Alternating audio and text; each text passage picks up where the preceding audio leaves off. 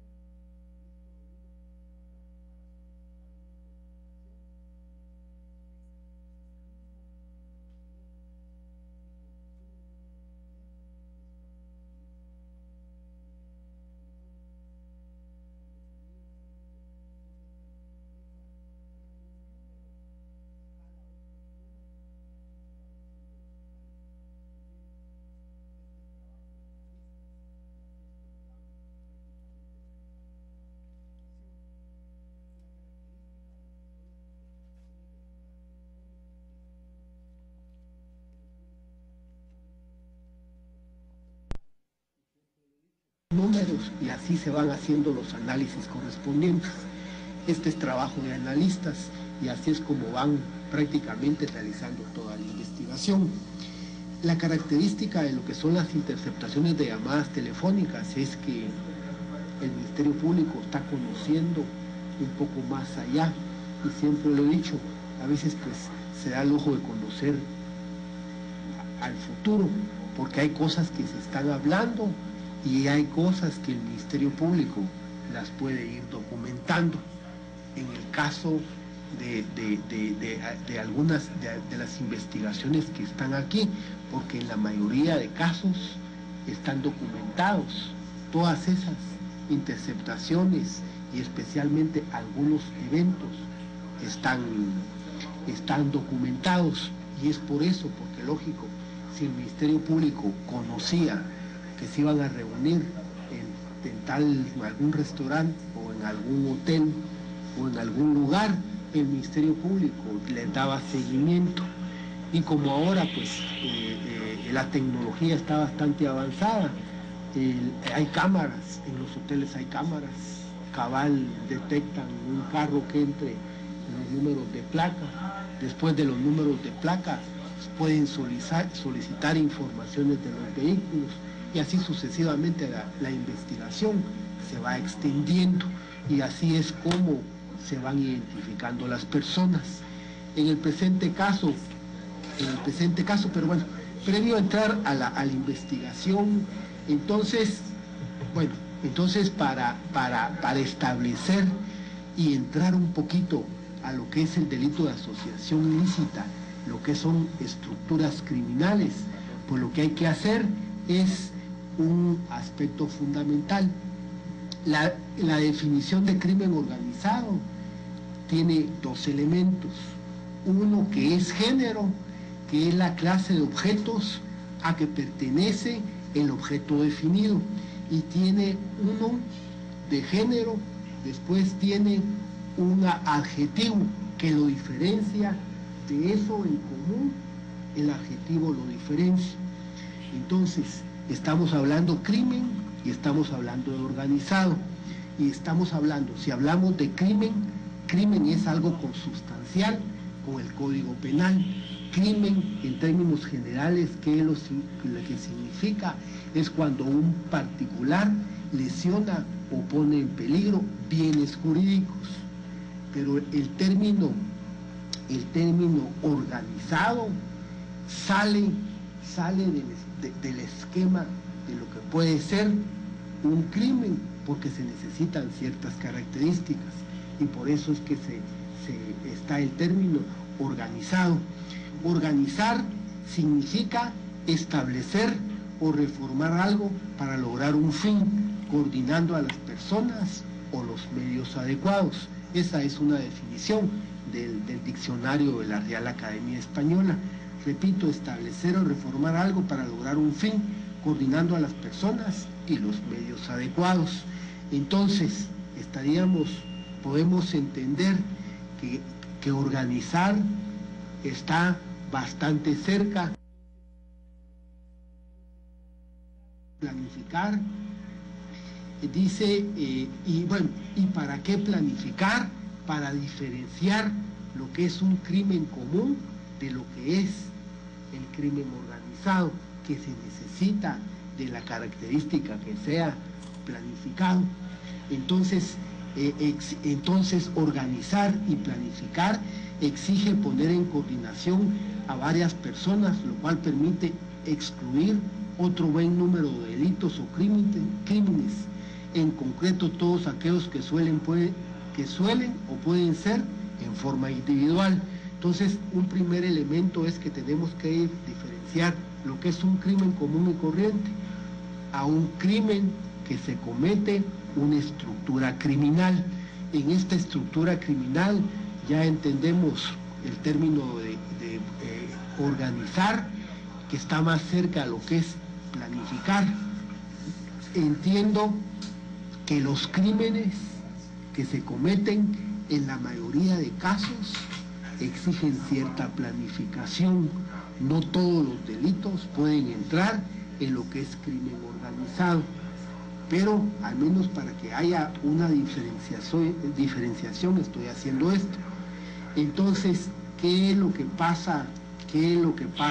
Entonces, existen dos condiciones, lo que es planificar y lo que es la participación conjunta y coordinada de varios individuos. Entonces, no todo delito cometido de manera planificada mediante la acción coordinada de varias personas supone un caso de crimen organizado. ¿Y qué es lo que pasa cuando la ley de crimen organizado hace referencia a lo que es una asociación ilícita? Dice: comete el delito de asociación ilícita quien participe o integre. Bueno, entonces diferenciamos entre lo que es un crimen común y corriente a lo que es un crimen organizado, una planificación. Y si analizamos el artículo 4, solo con integrar o participar en una asociación ilícita, la ley lo dice, es parte de la asociación sin necesidad que se cometa un delito, solo con participar o integrar. Y entiendo que aquí estaríamos hablando, dice los que tengan por objeto cometer delitos o después de constituido promuevan su comisión, y después el número 2 dice las agrupaciones legales de gente armada, y dice delincuencia organizada. Entonces, al hablar de asociación ilícita, estamos hablando de una delincuencia organizada, de conformidad con el artículo 4. Y nos iríamos al artículo 2. Y el artículo 2 indica, dice, para los efectos de la presente ley se considera grupo delictivo organizado u organización criminal a cualquier grupo estructurado de 3 o más personas. Eso es lo que hacía referencia al representante del Ministerio Público, de 3 o más personas, que exista durante cierto tiempo y que actúe concertadamente con el propósito de cometer uno o más delitos. Este tipo, entiendo que es un tipo de los más complejos, de los más difíciles. ¿Qué es lo que pasa? Hay veces queremos, en una definición de un tipo penal, pensamos que vamos a tener todos los elementos, y por eso es que tanto la Convención de Palermo, cuando define lo que es una estructura criminal, y Europa, que ha definido lo que se puede entender por una estructura criminal, tienen mucho cuidado, porque crimen organizado no va a ser lo mismo que el crimen organizado en Colombia, los carteles de la droga, no va a ser lo mismo la Cosa Nostra en Italia y en Nueva York, las triadas de China y toda la cuestión. Entonces, cada uno tiene características muy importantes, pero ya trayendo al tema de nosotros. Bueno, entonces, ¿qué es lo que hacen algunos países europeos? No definen lo que es estructura criminal, no definen lo que es una asociación ilícita, sino que lo que hacen es que ponen algunos indicadores obligatorios y algunos optativos. ¿Para qué? Para evitar esas confusiones que se puedan dar. Y entre los indicadores obligatorios estamos hablando que hayan colaboración de 2 o más personas, que haya búsqueda de beneficios de poder, que haya permanencia en el tiempo y que haya una sospecha de comisión de delitos graves. Y entre los indicadores optativos, reparto de tareas específicas entre sus miembros, existencia de mecanismos de control y disciplina interna, y así pudiera ir mencionando. Esto solo para que más o menos nos formemos una idea.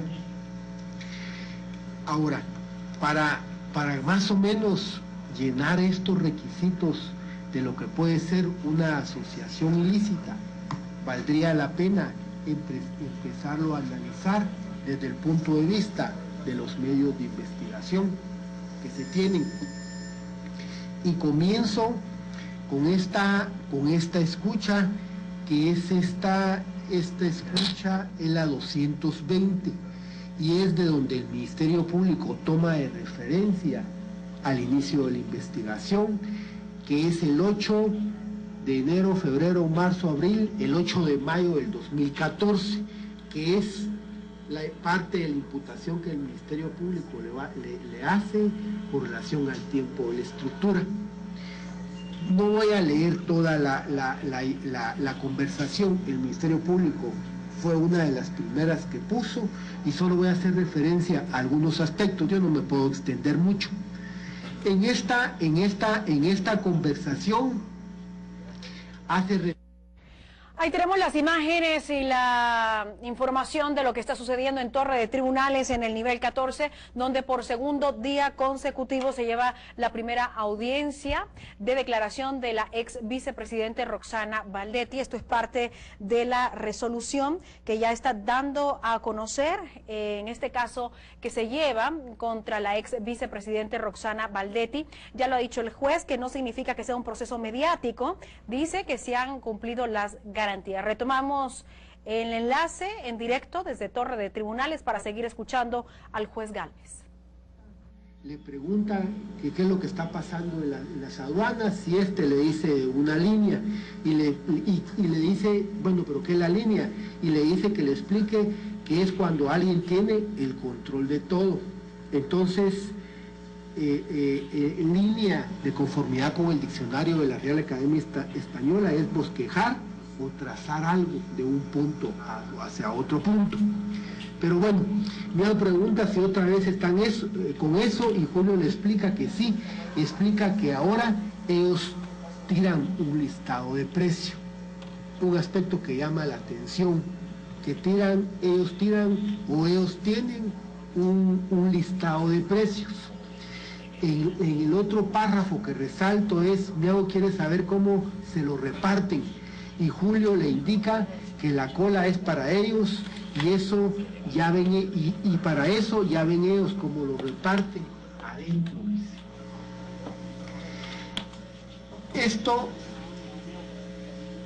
Estas dos cosas me llamó la atención.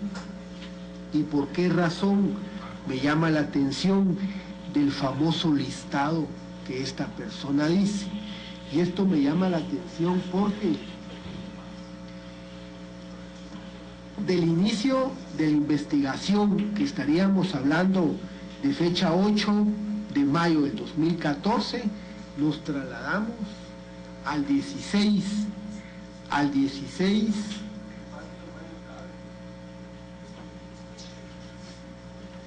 sería al 16 de abril del 2015.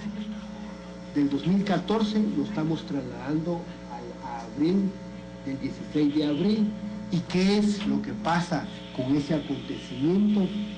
Es cuando se dictan órdenes de aprehensión en contra de un grupo de personas. Y lógico, cuando solicita el Ministerio Público la aprehensión, también dicta la resolución de autorización judicial de allanamiento, inspección y registro. Y cuando proceden a hacer inspección y registro, especialmente en la Boutique Emilio, ubicada en la 16 calle 0313 de la zona 10 de la ciudad de Guatemala, encontraron dos estados de precios. Y los estados de precios, aquí están 1 y 2, y por supuesto esto los tiene el Ministerio Público como los encontró. Y llama la atención que aquí hay varios precios, hay varios precios de dúas, otros normal, y ahí están los cálculos. Entonces, esto llama la atención porque si analizamos las demás escuchas, ellos le llaman una cola, o sea, que un porcentaje de esa cola, un porcentaje de ese impuesto, se van a las arcas nacionales, como el impuesto de la aduana, y un porcentaje es lo que supuestamente va a parar a manos particulares. Entonces, eso es lo que se le denomina cola. Entonces, ¿qué es lo que hacen ellos? Y por supuesto, el representante del Ministerio Público habló de ejemplos, el caso de las chancletas, de las chanclas, que eran zapatos lo que estaba ingresando, y le ponen chancletas o llenas de cuarta. Entonces así es como van cobrando. Pero este listado que hace referencia a este señor Julio, el 8 de mayo del 2014, ya se puede ir corroborando. Aparte de eso, en la oficina de Osama Esat Aziz Aranqui también encuentran también un estado similar, un listado similar que hace referencia en el 2014 y que después de las diligencias de allanamiento se van encontrando los listados. Y asimismo también en la casa de habitación de Julio César Aldana Sosa, que Julio César Aldana Sosa es el que está hablando en esta conversación del 8 de mayo del 2014. Aquí está, y también se le encuentran varios listados. Entonces, eso que se hace referencia en el 2014 el Ministerio Público continúa con la investigación y el 16 de abril pues, se puede establecer que verdaderamente sí existe. Siempre he pensado que una llamada, una conversación de dos personas, solo la conversación, eso no dice nada. Esto no significa que una persona que hable de la comisión de un delito, si nunca lo comete, nunca se le puede ligar a un proceso. La llamada sirve como un algo, un inicio para ir corroborando todo. Y aquí, tentativamente, ya podemos ir corroborando los listados que están. Y otra cuestión, esto es con relación, estoy hablando de algunos aspectos muy generales, al menos para que haya comprensión. Y otro aspecto que me llama la atención es que Miau Miau le dice, quiere saber cómo se lo reparten, y Julio le indica que la cola es para ellos, y eso ya ven ellos cómo se lo reparten. Este es otro aspecto que me llama la atención.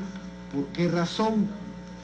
Porque en ese listado, en esas diligencias de allanamiento, inspección y registro, ya el Ministerio Público ya encontró en la casa o en las oficinas de Salvador Estuardo González Álvarez, encontró, aparte de un listado, como lo dijo el representante del Ministerio Público, y aparece en el nombre de las empresas, encontró lo que desarrollaron tanto el Ministerio Público como la parte querellante, que decía, arriba decía 61%, y aparecía una cantidad, y así sucesivamente tenían distribución, tenían porcentajes, y por último decía Red Bull y Franks el 3%, y así sucesivamente estaba compuesta la cantidad de 426,000,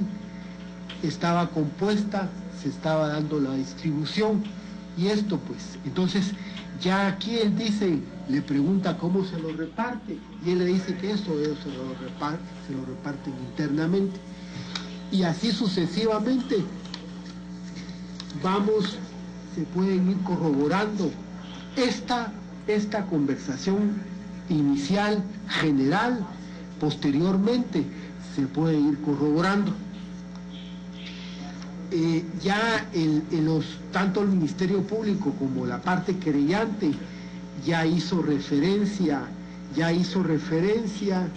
ya desarrolla en una forma ya un poco más clara cómo se dan esos porcentajes.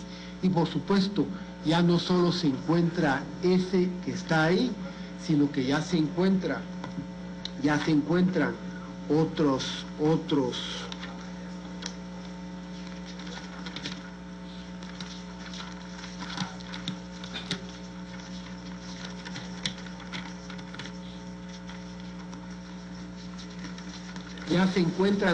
datos con relación a la ya investigación practicada por el Ministerio Público. También se encuentran bastante datos, allanamientos realizados en las canchas deportivas de Guatemala, hallazgos incautados, y se encuentran ya algunos documentos especialmente a mano, una distribución de 3.175.000, y aparece el representante del Ministerio Público, lo desarrolló el día de ayer un poco más, y así sucesivamente. Pero esto estamos prácticamente desarrollando un primer momento de una conversación, y después nos trasladamos al 16, prácticamente un año después, y cómo el Ministerio Público se va extendiendo en las investigaciones practicadas. Dentro de una investigación, dentro de las escuchas telefónicas, usualmente que sería ideal y sería excelente que todos se dijeran sus nombres, porque eso sería excelente, pero tanto en lo que son las estructuras de crimen organizado, de narcotráfico, especialmente los zetas, los mareros y todos ese tipo de estructuras criminales, nunca dicen su nombre, todos son apodos. Apodos en algunas estructuras, pues al menos en los primeros nombres o le ponen disminutivo o le acortan al nombre. Entonces lo ideal sería que todos dijeran sus nombres, pero eso es parte de la investigación practicada por el Ministerio Público. Me llama la atención cómo el Ministerio Público en un momento hizo referencia, y por supuesto esto está en los documentos correspondientes.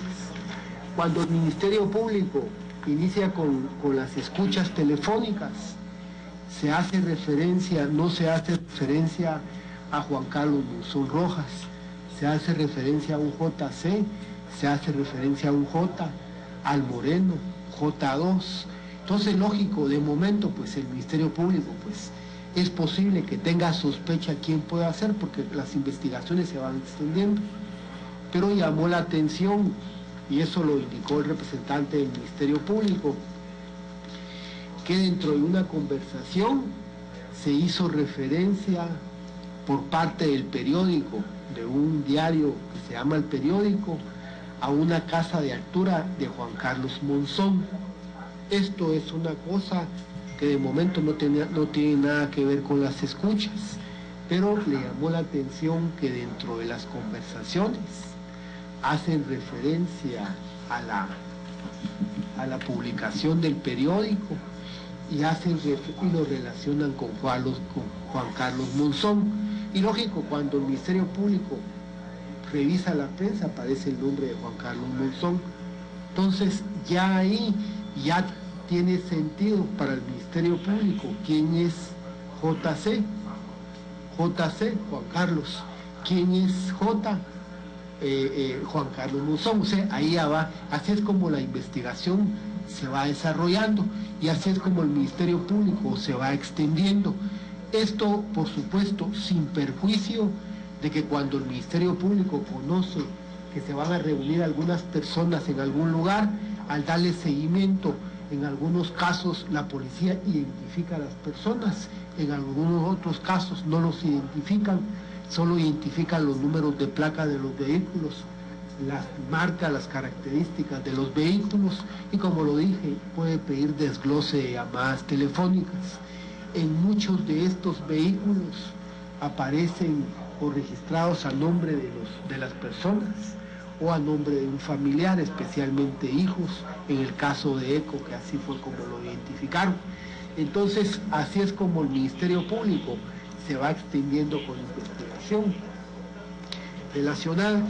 En el presente caso quisiera dejar constancia, por supuesto, que solo lo que estoy haciendo es más o menos establecer hasta dónde se mantiene una estructura criminal, una asociación ilícita. Y así pudiéramos revisar algunos eventos. En el presente caso quisiera indicarles que en una escucha, que es precisamente la escucha número 578, comenta Ricky, recibe llamada de Glendy de Transportes Emanuel para ver si me tiene una respuesta. Ricky le indica que no se le puede bajar, tiene que ser 20, allí lo dejaron, 20 sin ajustes, ¿verdad?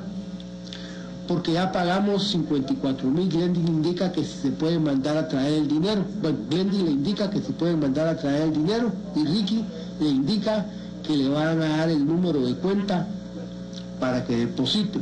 Esto se está dando, es un evento de una llamada telefónica y la persona por teléfono le da un número de cuenta 31 18 02 43 39 a nombre de Corpogol 4.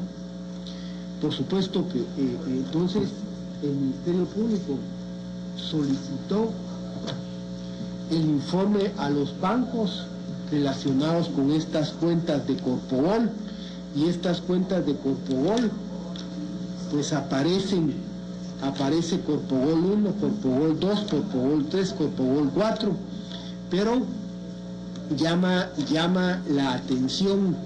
Por ejemplo, si revisáramos esta Cotobol 4, el Ministerio Público solicitó el informe a los bancos y efectivamente esta cuenta fue abierta el 2 de agosto del 2013 en el Banco Banrural, y en esta cuenta prácticamente esta cuenta se mantiene sin mayor movimiento, y llama la atención que en el mes de octubre del 2014 es donde empieza a tener un movimiento, ingresos y egresos de cantidades constantes. Aquí están subrayadas, yo los subrayé amarillo y celeste, los días. Entonces, si revisáramos un día, hay cantidad de depósitos, 4, 5, 6 depósitos, cantidades de 20.000, 15.000, 30.000, 40.000, y la característica, bueno, de esta llaman, y por eso les digo, todo esto es cuestión de corroborarlo. Tiempo es lo que uno necesita, pero todo esto se puede corroborar. Y llama la atención si analizáramos, por ejemplo, la conversación la conversación de Glendy, que estoy haciendo referencia, donde le dan el número de cuentas y que posteriormente el Ministerio Público solicita la información, es con fecha 29 de octubre del 2014. Y podemos analizar ese día 29 de octubre del 2014 y podemos establecer que efectivamente está depositado 20.000 quetzales. Y si pudiéramos, y están los documentos, quién fue el que lo depositó, y corroboramos este tipo de aspectos. O sea, pues es evidente que esto, entonces entendemos, por supuesto, que aquí, para que se dé una cosa de esas, es porque hay una planificación, pues. Es evidente que si no existiera una planificación, no se puede dar una situación de estas, pues. Imagínense cómo nos estamos extendiendo del inicio de la investigación a la diligencia de allanamiento, inspección y registro. Y así sucesivamente podemos ir corroborando en el tiempo que se señala de mayo del 2014 a la fecha, podemos ir corroborando esta cuestión. Pero bueno, hay algunas otras cuestiones, como les digo, yo no me puedo extender solo en un tema, voy a tratar de abarcar al máximo porque no me puedo extender mucho, pero entiendo que entonces, a manera de conclusión, el proceso, la línea, se le puso la línea porque desde 2014 esta persona hizo referencia al procedimiento que estaban utilizando, y ellos fueron los que le denominaron la línea. Eso no fue el Ministerio Público, no fue el que se lo puso, sino que la misma persona hizo referencia al término de línea. Pero bueno, se hace referencia, y entre las llamadas, especialmente las últimas llamadas que hizo referencia el Ministerio Público, cuando ya relaciona a la señora Valdetti Elías, hace referencia y se oyen los términos interno y externo, se hace referencia incluso que van con el ciudadano, que van a haber una reunión con el presidente, y hacen referencia interno y externo. Entonces, de eso es donde surge una estructura interna y una estructura externa. La estructura interna, que todo es una estructura, pues, pero a manera, para que haya una mejor comprensión, es que se utiliza lo interno y lo externo. Entonces, si fuéramos a lo interno, prácticamente sería lo que es la administración tributaria. En la administración tributaria estaríamos con Carlos Enrique Muñoz Roldán, que es hasta el 6 de enero del 2015, o sea que estamos hablando para atrás. Posteriormente Álvaro Omar Chacón Franco, que es del 28 de enero del 2015. Y entre ese 6 y 28 de enero lo que se puso fue un interino. Ahí eso fue lo que se puso, un interino. Y esto me llama la atención porque de conformidad con las investigaciones practicadas y de conformidad a las escuchas y a las investigaciones practicadas por el Ministerio Público, fíjense que aquí Francisco Javier Ortiz, aquí Osama Esad Aziz Aranqui, él prácticamente es el jefe operativo de la estructura externa, y me llama la atención que él cesa de este supuesto cargo el día 12 de agosto. Y entra Byron Antonio Izquierdo, que es como que fuera un interino, es una persona que está como lo hacen en la SAT. Byron Antonio Izquierdo es como que fuera interino, y después llega Francisco Javier Ortiz Arriaga, y para esto él comienza con fecha 3 de octubre del 2014. Entonces, imagínense, lo que miran a nivel macro, lo hacen también. Entonces, aquí estamos con Carlos Enrique Muñoz Roldán, 6 de enero del 2015, cesa de sus funciones. Álvaro Omar Franco Chacón entra el 28 de enero del 2015, y en ese inter hay una persona que funge como interino, igual que en esta estructura. Y después seguimos, entonces estamos hablando el superintendente, prácticamente la persona más alta de la superintendencia. ¿Por qué Sebastián Herrera Carrera, que es el gerente de recursos humanos? ¿Y por qué Gustavo Adolfo Morales Pinzón, jefe de división Región Sur, encargado de las aduanas, Puerto Quetzal, Pedro de Alvarado, Valle Nuevo y San Cristóbal? Entonces, si miramos las personas que el Ministerio Público investiga y que en su mayoría están ligadas, es por el tipo de cargo que tienen y porque en determinado momento van a tener un rol dentro de la estructura que está investigando el Ministerio Público. Y así pudiéramos seguir con los administradores de aduanas: Maynor Eduardo Martínez Castellanos, Melvin Gudiel Alvarado de León, administrador de la aduana Puerto Quetzal, y así sucesivamente puedo seguir.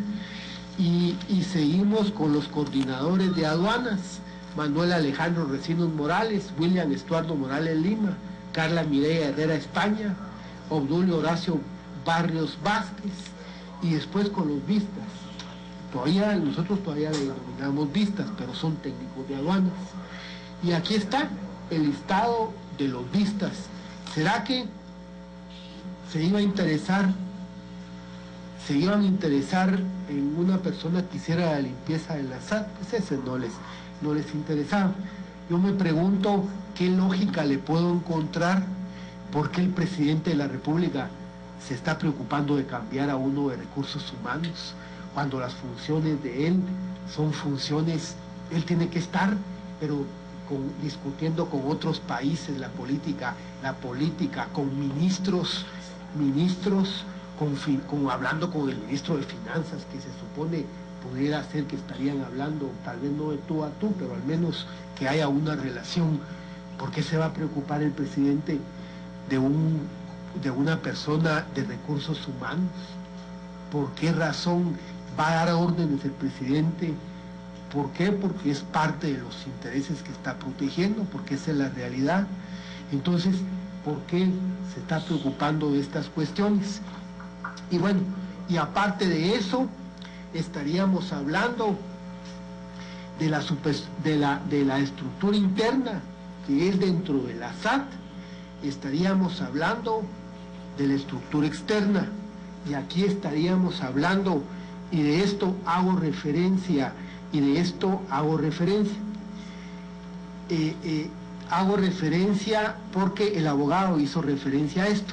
Pero bueno, después voy a indicar, de conformidad con las investigaciones que teníamos hasta antes de dictar las órdenes de aprehensión, teníamos como lo máximo de la estructura a Juan Carlos Monzón Rojas, JC, J y Moreno, J2, que en ese cargo, que en ese tiempo desempeñaba el cargo de secretario privado de la presidencia y es prácticamente el líder de la estructura, el que colocaba a los jefes de la estructura externa e incidía en las decisiones de la Superintendencia de Administración Tributaria.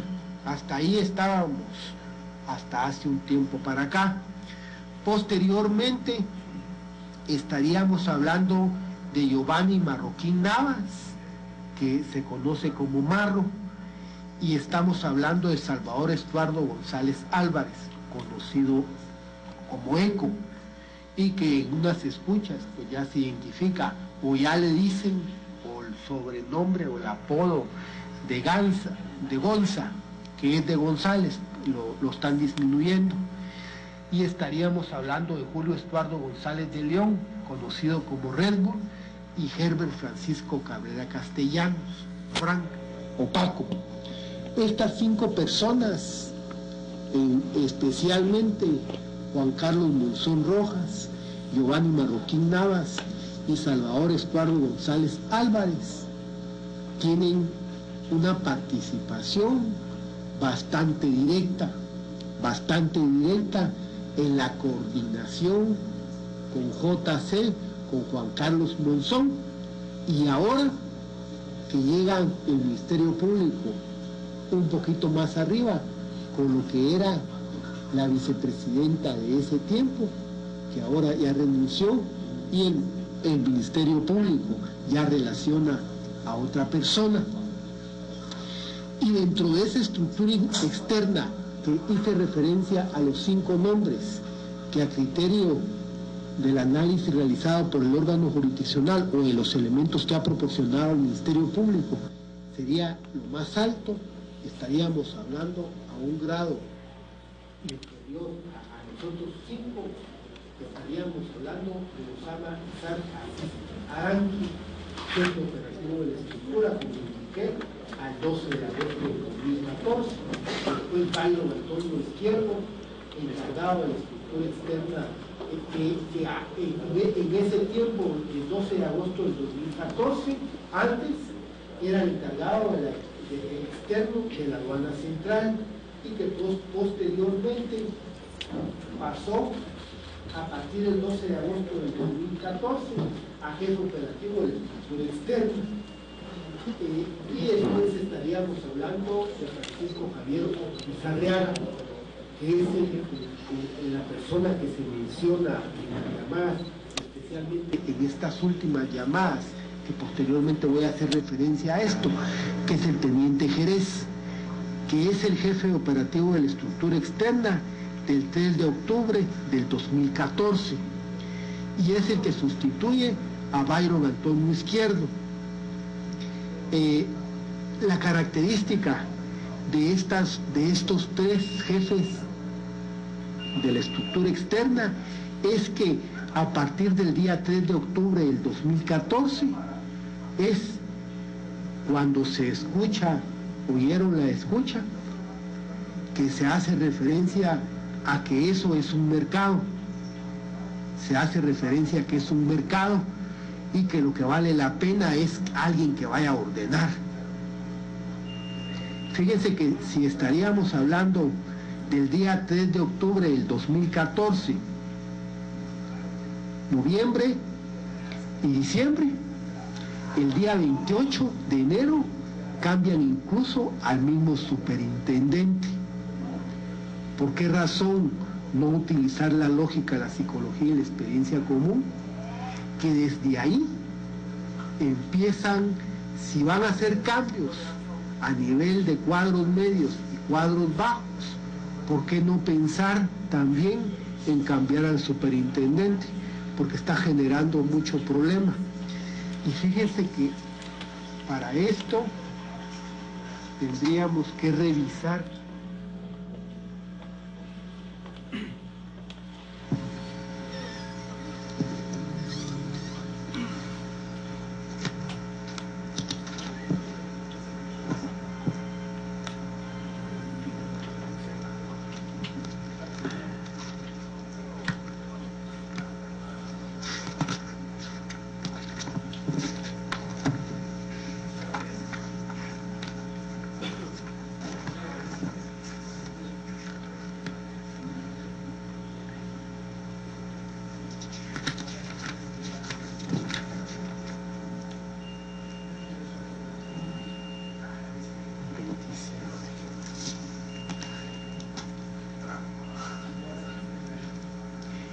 Y fíjense que aquí estaríamos hablando del 3 de octubre del 2014. Hay una conversación del día 27 de octubre del 2014 y en esta conversación Ricky dice, recibe llamada de Dayana y le indica que le va a comunicar con el licenciado y le pasan al teléfono a posible Jerez y le indica que tuvo una reunión porque querían hacer algunos cambios de intendente. Fíjense pues, estamos hablando, si analizáramos la secuencia de estas fechas, estaríamos hablando de lo que analicé anteriormente, estaríamos hablando del 27 de agosto, septiembre, octubre, que me llamó la atención, dice, por otro lado, tiene usted comunicación con Byron Izquierdo. Ella indica que no le pasó, es que tanto inteligencia como la CICIG, dice, le están haciendo seguimiento a todos los recaudadores que habían y que nosotros entramos a quitarlos. Hay que guardar la distancia para que no salgan perjudicados. Hay grabaciones donde nos explicaron cómo lo estaban haciendo y todo. Parte del blindaje que ofrecimos fue para que tengan cuidado. Entonces da la impresión que desde ese momento es que surge la intención del cambio de superintendente. ¿Para qué? Para tratar de transparentar al máximo lo que es esto. Y por eso el mismo 27 de octubre le indica que tuvo una reunión porque querían hacer un cambio de intendente. Ahí está la cuestión. Entonces ahí es donde es posible que se planifique. Y disculpen, ¿quién puede cambiar a un superintendente? Me pregunto quién lo puede cambiar. ¿Será que lo puede cambiar cualquier persona común y corriente? Por eso me llamó la atención, y por supuesto, siempre con mucho respeto lo que indica el abogado. Por supuesto, su patrocinada no habla, claro, pero su patrocinada no es una persona común y corriente, es una vicepresidenta. Y lógico, si hablaran en una conversación de que le van a dar al juez 20,000 quetzales, pues ¿cuántos jueces no habemos? Pues, pero ¿será que vicepresidentas hay bastantes para que haya una confusión? ¿Será que 2 hay bastantes para que haya una confusión? Al menos de la secuencia de lo que ellos le están dando. Entonces, ¿será que eso es común?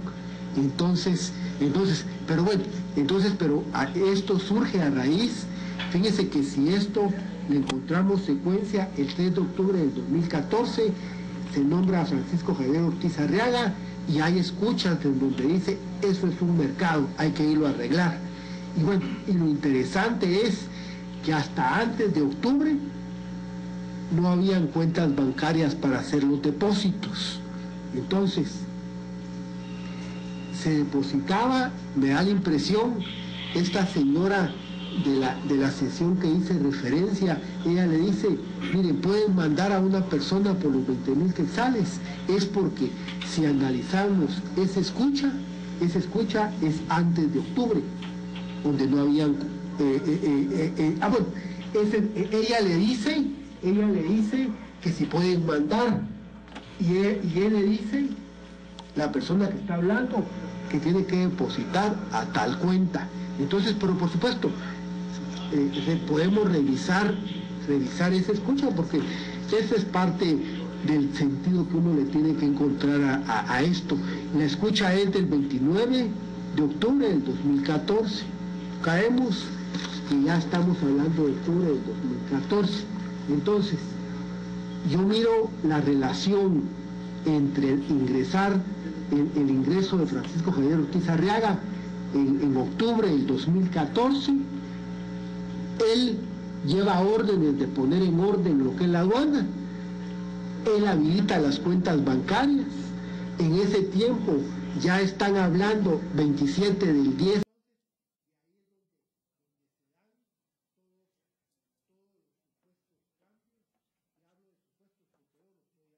Ya están hablando que se están reuniendo para cambiar al superintendente.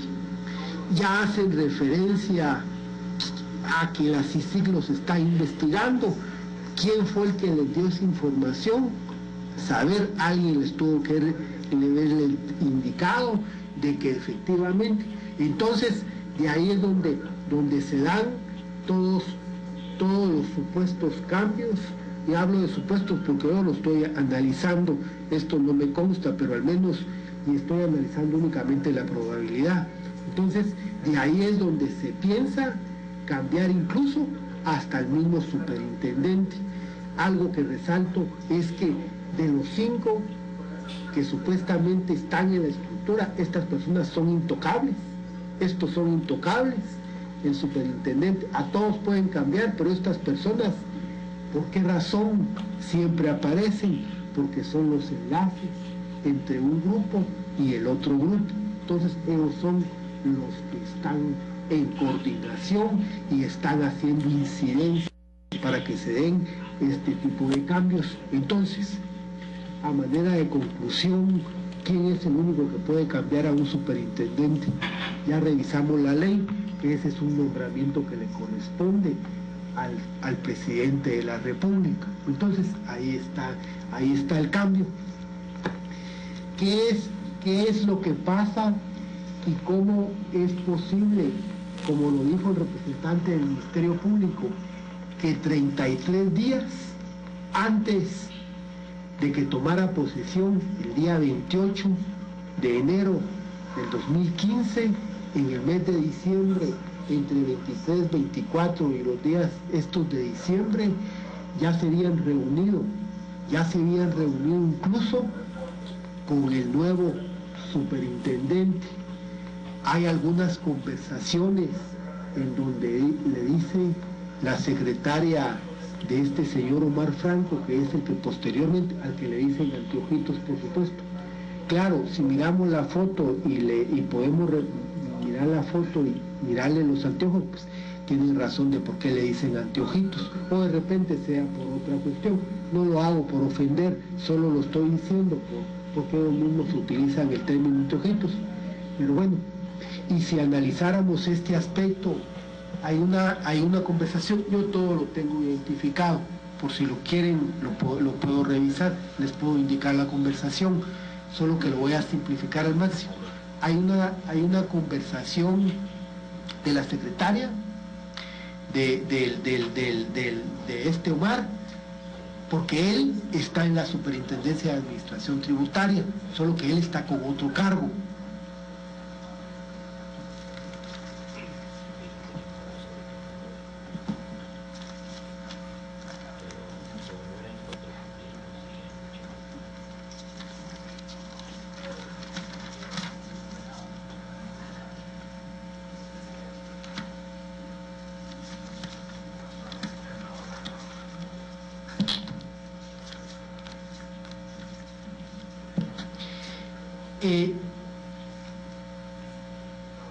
Él está con el cargo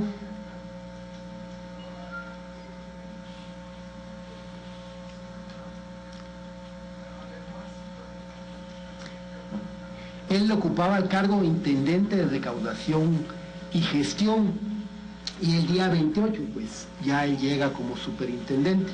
Pero me llama la atención en esta escucha que una persona habla con la secretaria y le pregunta, porque son días antes de que el presidente indique quién es el que va a quedar de superintendente. Y ella le dice, la secretaria le dice, y la secretaria no está involucrada, o sea, no tiene interés en nada. La secretaria le dice, fíjese, le dijo que el día de ayer llegó a hablar con el presidente, y la persona le dice que él considera que el presidente es el que no es el que menos va a decidir, sino que eso le corresponde a la 2, o sea, a la vicepresidenta. Ahí está la conversación, pues. Entonces,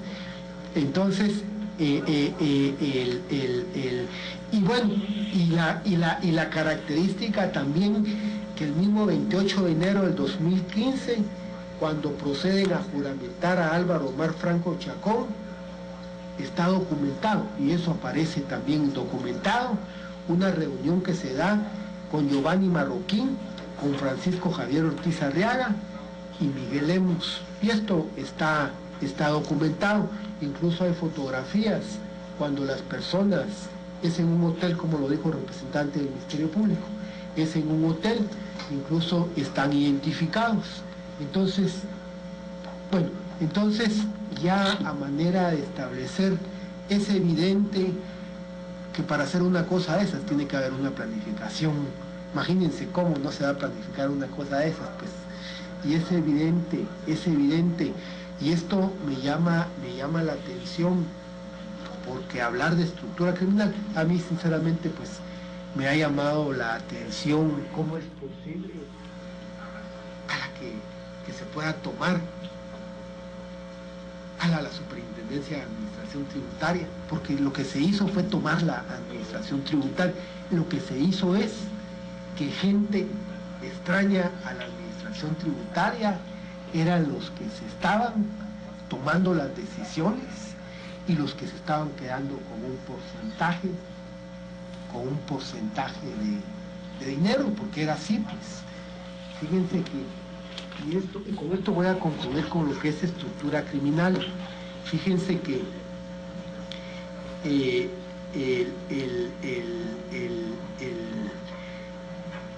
cuando surge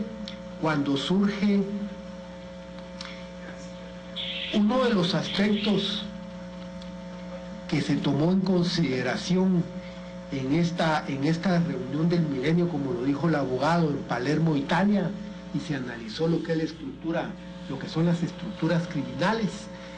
Antes se pensó que el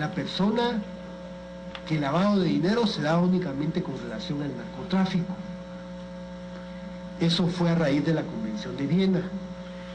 Pero entonces, como que con la evolución del mundo y la tecnología abrió una gran cantidad de delitos, y a raíz de eso es que surge la Convención de Palermo. La Convención de Palermo, lo fundamental que fue lo que hace es como que abrir los ojos, y no solo con el narcotráfico se daba lavado de dinero. Y por eso es que esa Convención de Palermo es una de las mejores convenciones, porque lo que está haciendo es tratar de contrarrestar lo que es el crimen organizado. Entendamos qué es crimen organizado, qué es la procedencia de dinero ilícito. Entonces, cuando se analizó en Palermo esta situación, lo importante es que cuando relacionaron delincuencia organizada, la relacionaron con la corrupción. Especialmente hicieron énfasis en todo el mundo, pero en América Latina pues como que resaltaron un poco más la relación de la corrupción y crimen organizado. Y por eso es que cuando hablamos de niveles de corrupción, tenemos que hacer referencia a un primer nivel, que es un soborno, y es un soborno de lo más común y corriente, en donde una persona, un particular, viene al juzgado y quiere que le hagan algo, y a cambio de eso da una cantidad de dinero, y la persona se va, ya nunca aparece y asunto arreglado, ahí se termina. Es lo elemental de lo que puede ser un soborno. Es un primer nivel de lo que puede ser un soborno. El segundo nivel, ya los actos de corrupción, los sobornos, ya son constantes. Ya no es una persona aislada, sino que puede ser una persona, un asistente de un abogado, en que ya viene constantemente. Y eso constantemente ya se conocen las dos personas, ya se tratan y ya es constante ese soborno. Un tercer nivel que pudiéramos analizar como que ya no es suficiente con que la persona esté viniendo a pedir favor y esté viniendo a dar una cantidad de dinero, sino que mejor lo que hacen es que mejor lo meten en una planilla y mejor le dan una cantidad de dinero mensual y asunto arreglado. Y así está. Son los niveles que se van alcanzando el soborno. Después estaríamos hablando de lo que puede ser una captura del Estado, después estaríamos hablando de lo que es una captura avanzada del Estado, y por último estaríamos hablando de una reconfiguración coaptada del Estado. Ese es el término que utilizó prácticamente el fiscal. Prácticamente se cooptó lo que es la SAT.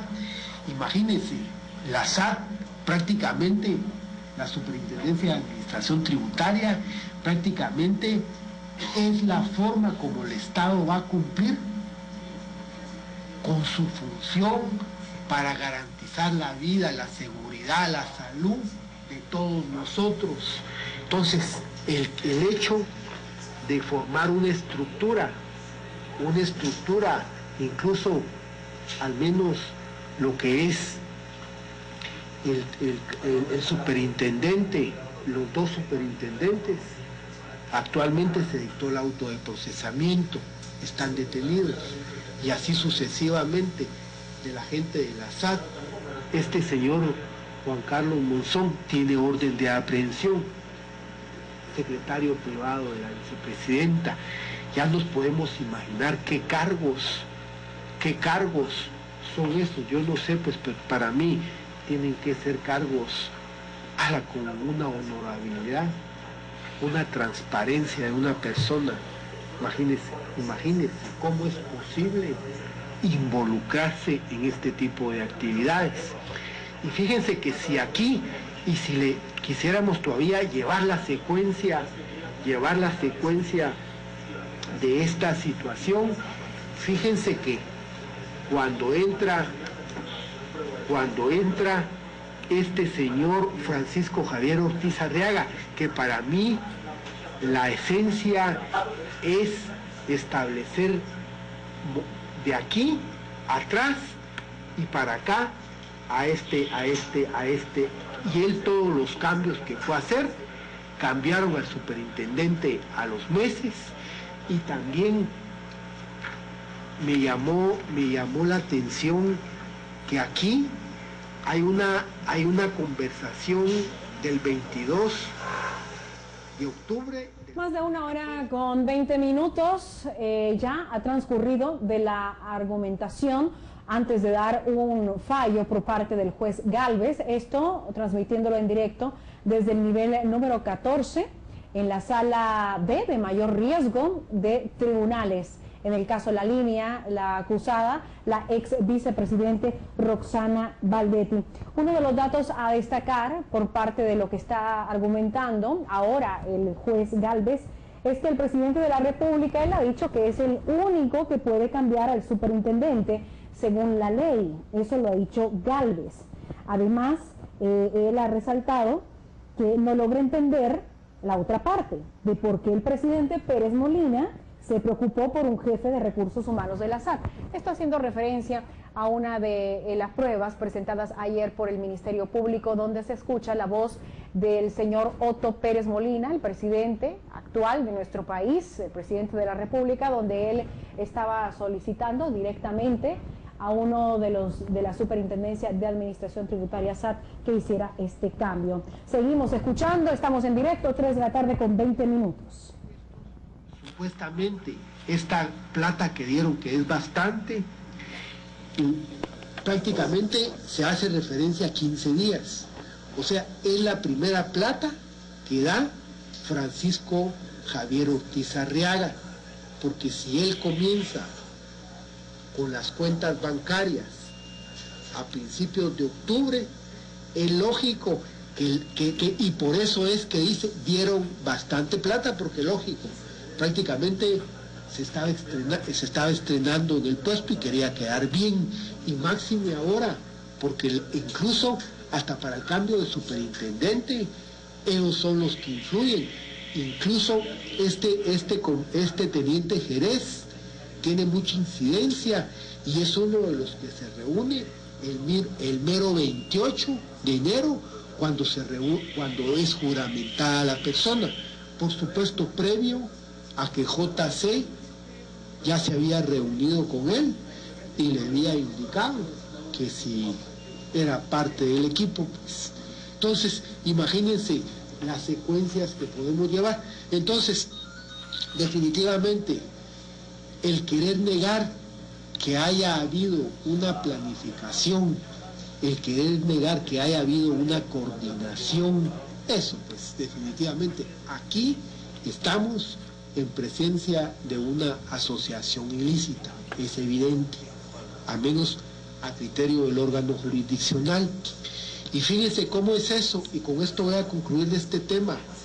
Si con la Convención de Viena el narcotráfico era el dinero, el lavado de dinero, con la Convención de Palermo ya se abrieron otros tipos penales, especialmente lo que es trata de personas, lo que es secuestro.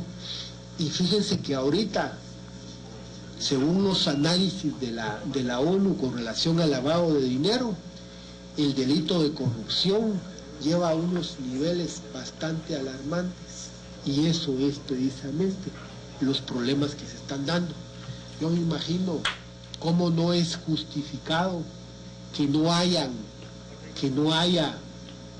medicina en los hospitales, que tengamos problemas con el sistema penitenciario, que no hay dinero para gasolina y no pueden traer a los presos, y así sucesivamente. Si pudiéramos revisar, es porque lamentablemente se perdió prácticamente el objetivo del Estado de lo que es la recaudación tributaria, indistintamente que para justificar, como lo dijo el representante del Ministerio Público, porque si en todo caso hubieran, bueno, aquí hay dos preguntas. Si hubieran tasado bien el producto y hubieran cobrado el impuesto que corresponde, y en todo caso se hubieran quedado con un porcentaje, pues bueno, ¿qué se va a hacer?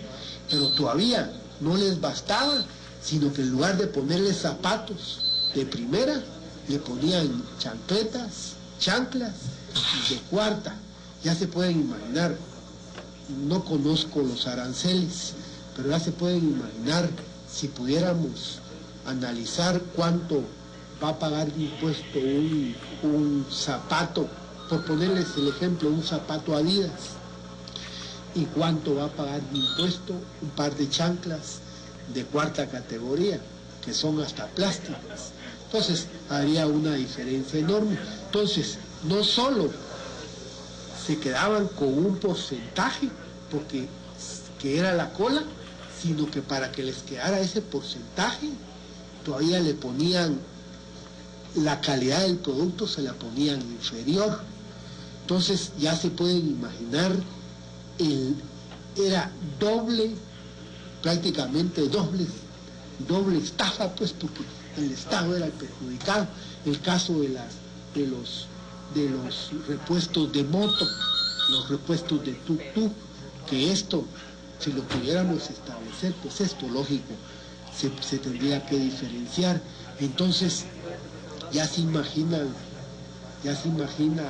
y por eso es que en determinado momento, como lo dijo el abogado, pues llama la atención un proceso de esos, pues lógico, llama la atención, porque yo siempre he pensado que todos los delitos son delicados, Hablar de competencia ampliada, de delitos de alto perfil, dependiendo quién reciba, es como va a sentir el tipo de delito que sea, pero el delito en donde supuestamente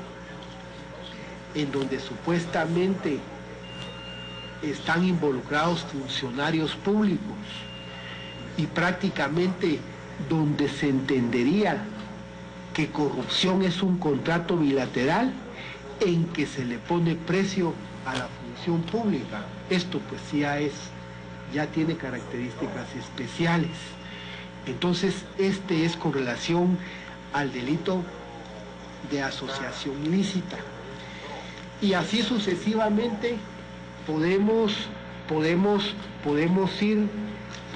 ir revisando algunas cuestiones que se dan dentro del proceso de referencia.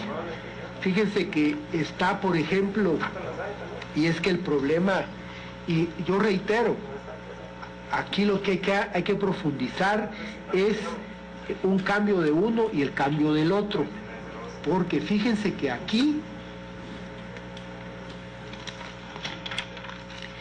el cambio de Osama Aziz Aranqui supuestamente se da el 12 de agosto y el 11 de agosto se reúne Juan Carlos Monzón Rojas. Tienen una reunión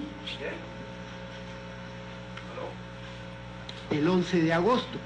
Fíjense que se reúnen Salvador Estuardo González Álvarez Arias Eco, se reúne Byron Antonio Izquierdo, Maynor Humberto Pineda Castellón y se reúne Jorge Alfredo Guillén.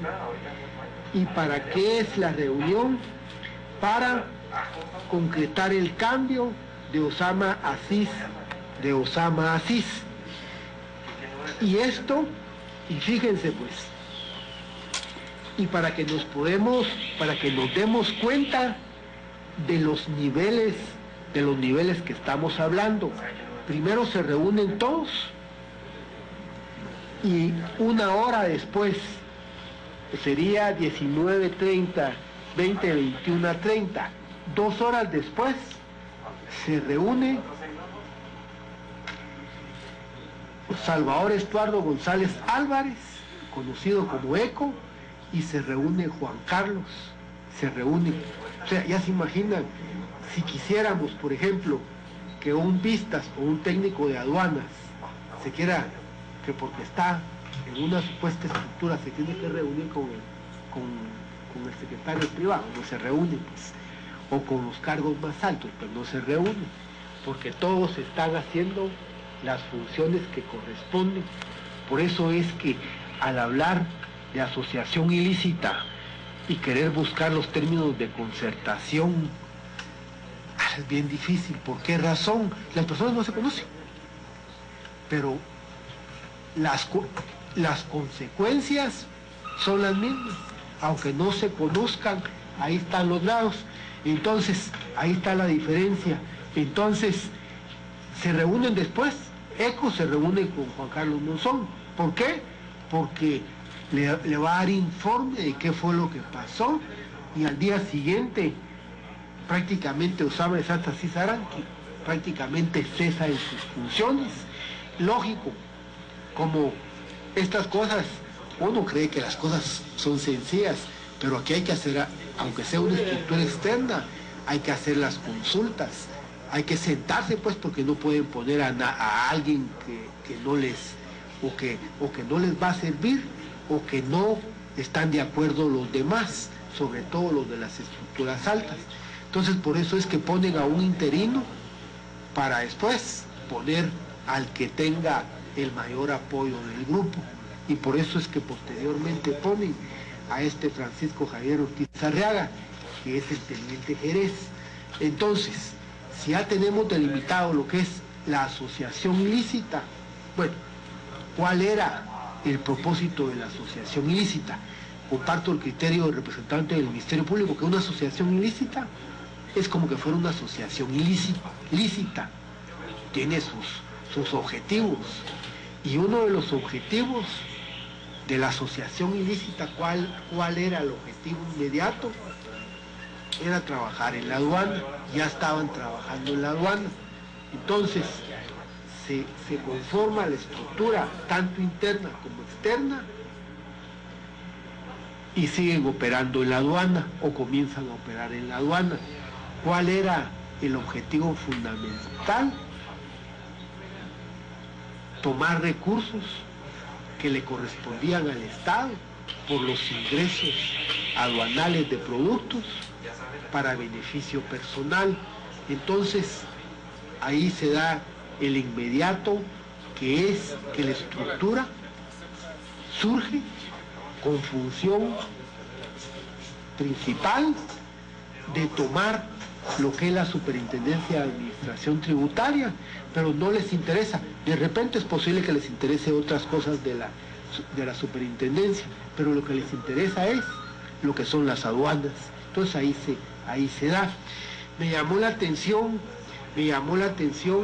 que el abogado dice que no pueden convivir, no pueden compartir un cohecho pasivo con el delito de caso especial de defraudación aduanera. El problema es que, claro, si lo miramos así muy general, claro, no puede compartir, no pueden convivir, porque si pusiéramos un ejemplo de una persona común y corriente que altera una póliza una póliza para pagar menos impuestos, ahí solo hay caso especial de defraudación aduanera. Pero el problema de aquí es que la persona que supuestamente está conformando una estructura es una funcionaria pública con un cargo de los más altos, solo un cargo de vicepresidenta hay. Entonces, bueno, ella, ¿cuáles eran sus funciones de vicepresidenta? El abogado las dijo, ahí no hay problema, pero no se podía recibir o tomar dinero que no le correspondía, porque ese es el hecho. Y por supuesto, a mí esto no me consta, solo estoy analizando los indicios racionales, no estoy llegando más allá. Eso le corresponde al Ministerio Público. Eso le corresponde al Ministerio Público.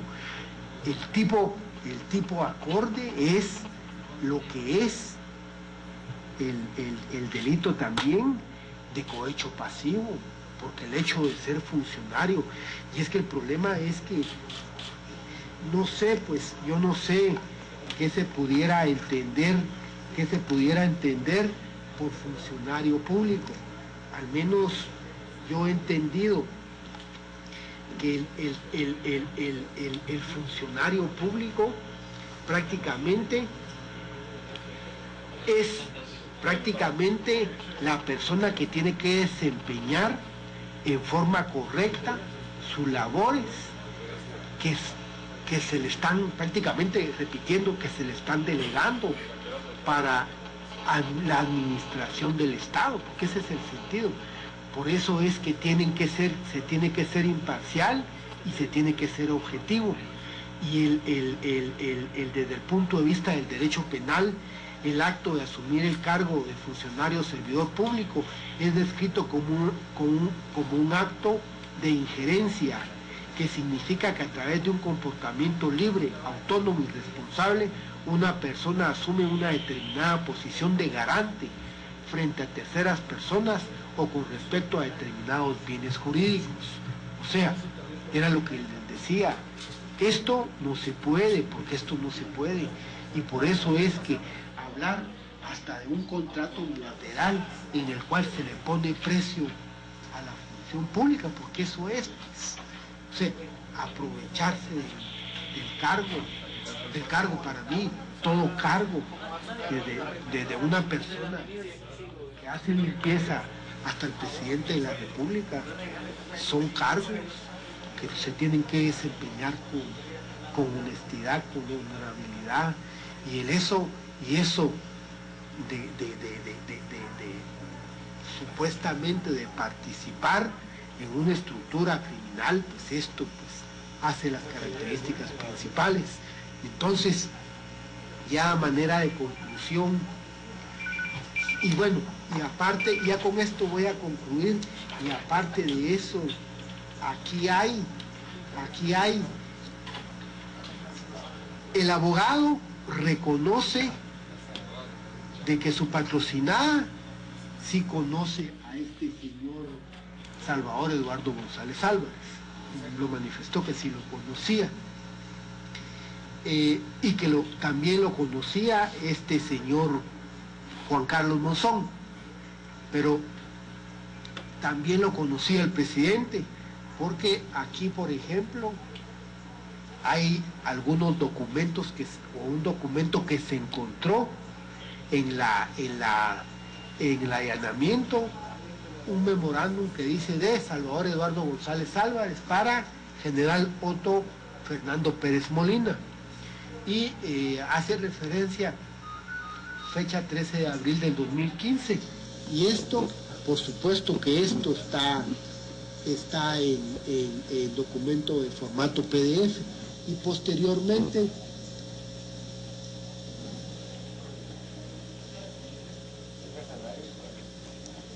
entonces, y aquí están, entonces es evidente que ellos se conocen, y aquí están varios documentos, aquí están varios documentos que se encontraron de cómo existían los dividendos.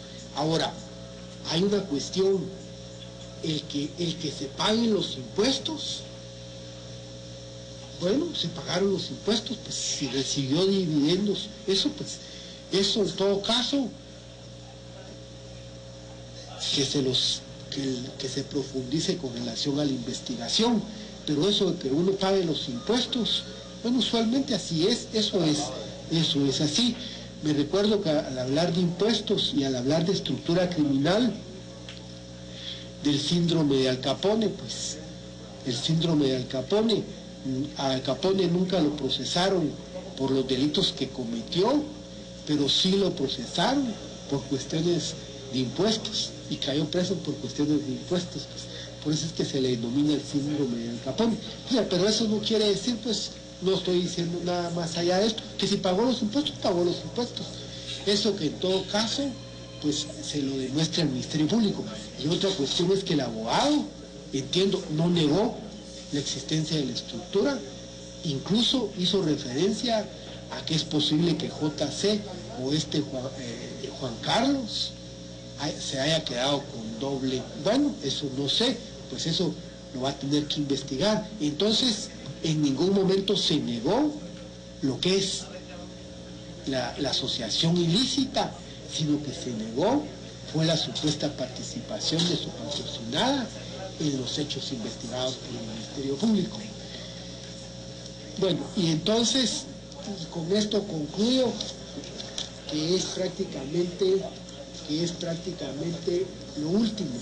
Aquí está, por ejemplo, el caso de lo que son las chanclas. Aquí están las conversaciones. Aquí le dice que son zapatos y él le dice que le ponga chancletas de cuarta calidad. Y por supuesto aparece la póliza, está la póliza y aparece toda la documentación, y así aparecen las demás cosas.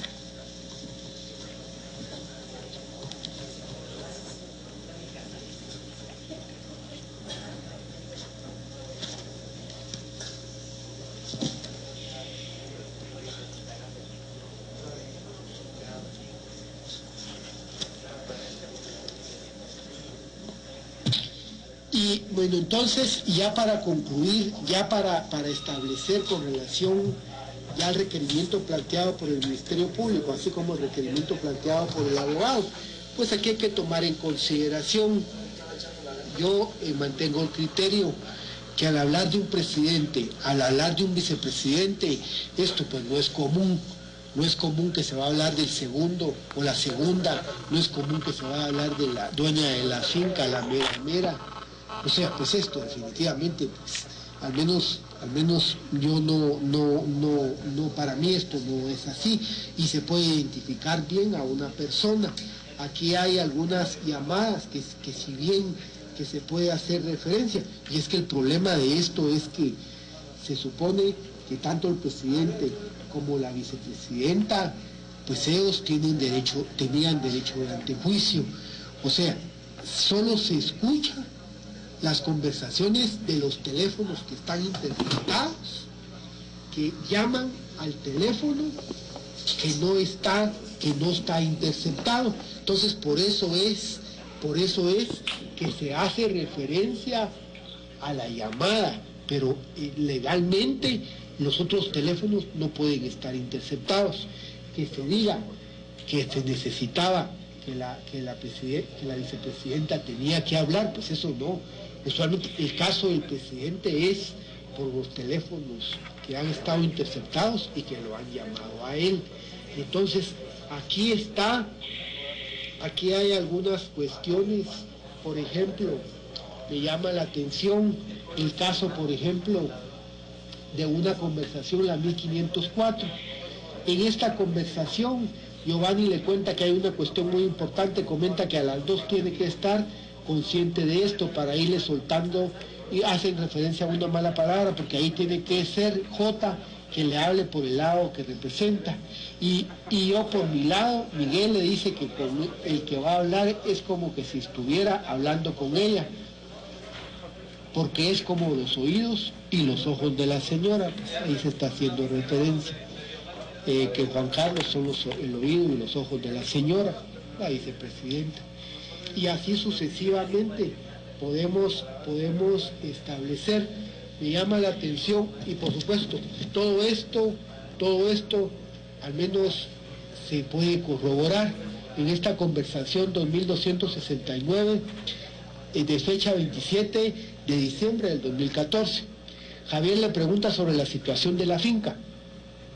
Carlos indica que estando con el comprador vieron la foto de la casa y parte del terreno en la revista de Contrapoder y por eso ya no quieren comprar la misma para evitar problemas. Javier le explica que esa finca la tiene por pago de una deuda y que está a nombre de Delfino Moratalla.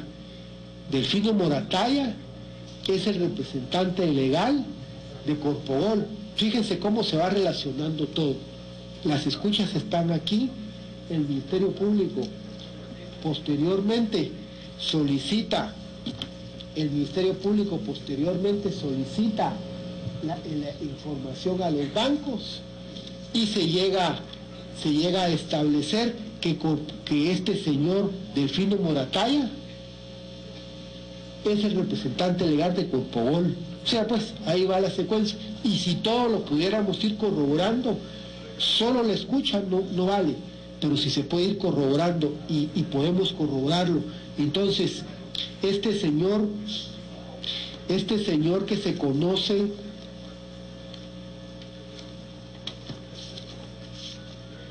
como Salvador Eduardo González Álvarez, una persona que se menciona mucho, esta persona se reúne con el presidente, está documentado, se reúne con el presidente, hay una conversación incluso en donde dejan el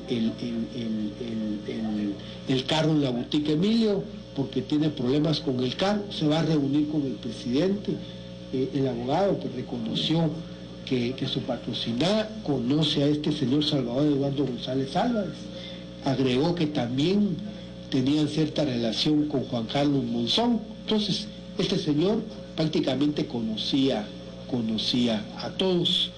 Estamos hablando de este señor Giovanni Marroquín Navas. También él es otro enlace que se da, un enlace bastante directo que se da, una persona que me da la impresión de confianza de las personas, y así sucesivamente. Y con esto concluyo, reitero, ¿por qué el presidente de la República va a estar preocupado en dar una orden que cambien a uno de recursos humanos? Es porque tiene cierto interés en ese cargo, pues definitivamente, ¿qué interés puede tener? En ese sentido, este órgano jurisdiccional, después de hacer el análisis con base a los requerimientos planteados por los sujetos procesales, considera, y después de hacer el análisis de los medios de investigación, considera prudente dictar el auto de procesamiento en contra de Ingrid Rosana Valdetti Elías por los delitos de asociación ilícita, por el delito de caso especial de contrabando aduanero y por el delito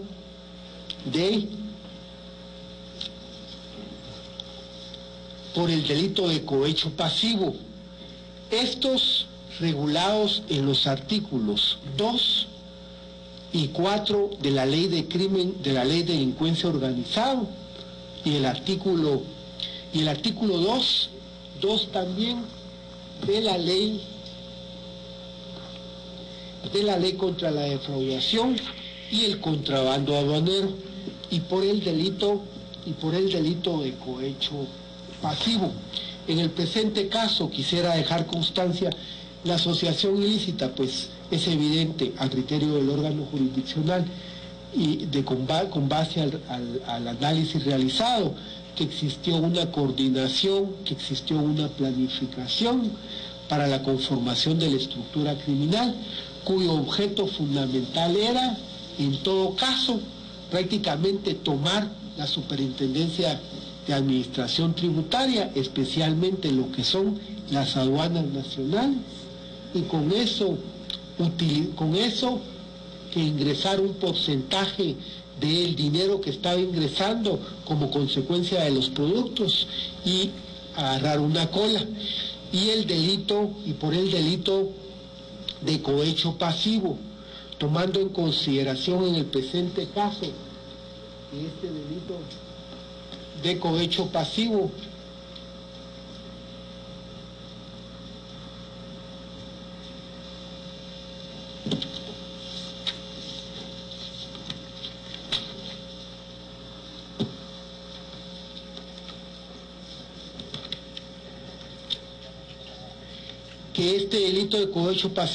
comete delito de cohecho pasivo el funcionario público, empleado público o quien ejerza funciones públicas que solicite, acepte directa o indirectamente cualquier objeto de valor pecuniario o otro beneficio a título de favor, dádiva, presente, promesa, ventaja o por cualquier otro concepto para sí o para otra persona para realizar, ordenar, retardar o omitir un auto propio de su cargo.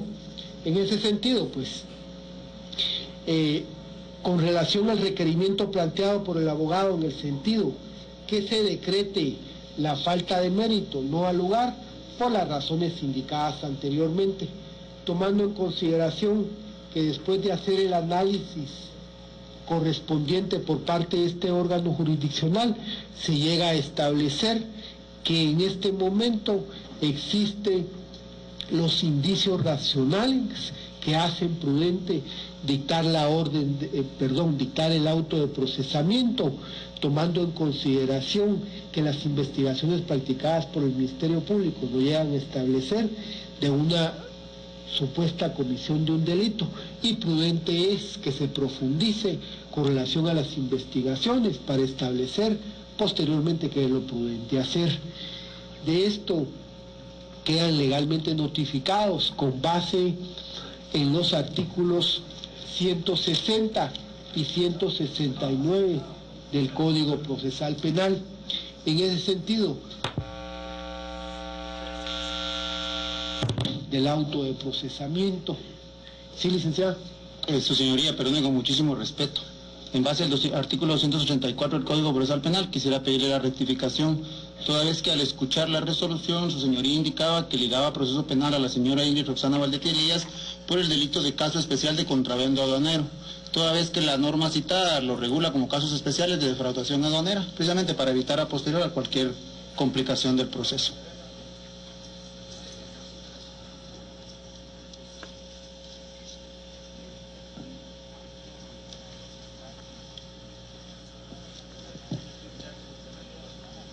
En ese sentido quisiera dejar constancia que ya para concluir la resolución, el representante del Ministerio Público solicitó la palabra e indicó que se cometió un error cuando se habló de los tipos penales.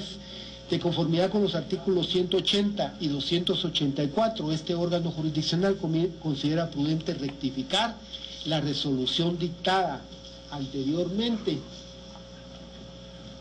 y en ese sentido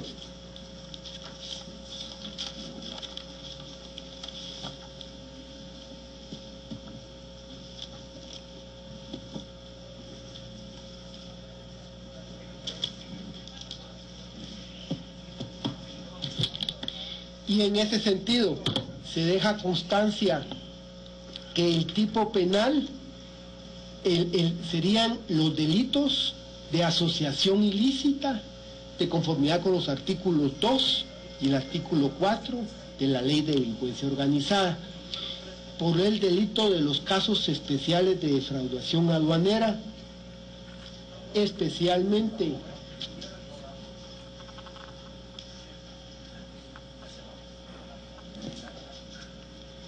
el sería la literal ñ de la ley contra la defraudación y el contrabando aduanero, y por el delito de cohecho pasivo regulado en el artículo 439 del Código Penal. En ese sentido se procede a rectificar, especialmente con base al artículo 180, para que verdaderamente, pues, para que quede delimitado cuáles son los tipos penales. De esto quedan legalmente notificados con base en los artículos 160 y 169 del Código Procesal Penal. En ese sentido, fíjense que ya estamos hablando que prácticamente son las 15 horas con 55 minutos, ya van a ser las 4 de la tarde. Yo considero que lo prudente es, en este caso, aplazar la audiencia y continuarla el día de mañana. El día de mañana seguimos la audiencia a las 9 de la mañana. Y les voy a solicitar tratar siempre de ser puntuales. Ya solo se les da intervención a cada uno de los sujetos procesales para que posteriormente se dicte la resolución, y con esto concluimos. En ese sentido, no habiendo nada más que hacer constar, se finaliza la presente audiencia.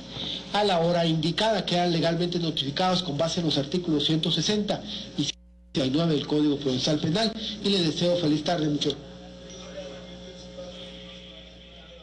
Queda ligada a proceso la ex vicepresidenta Roxana Baldetti, debe enfrentar juicio. Este es el momento en el cual ella y sus abogados defensores se retiran de la sala de mayor riesgo B, donde el juez Gálvez ha ligado a proceso a Baldetti por los delitos de asociación ilícita, caso especial de contrabando aduanero y cohecho pasivo. Por cierto, que a esta hora trasciende la noticia que la Corte Suprema de Justicia ha aprobado el trámite ante juicio contra Otto Pérez Molina y remite su expediente al Congreso. Esta ha sido la transmisión en directo del segundo día consecutivo de la audiencia de primera declaración, donde está ya, como lo ha dicho, ligada a proceso la ex vicepresidenta Roxana Baldetti. Nosotros estaremos al tanto para llevarles más información. Esto fue Hechos Meridiano. Continúe con nuestra programación a las 8 de la noche. Regresa Joaquín Samayoa con más noticias en Hechos Guatemala. Feliz tarde.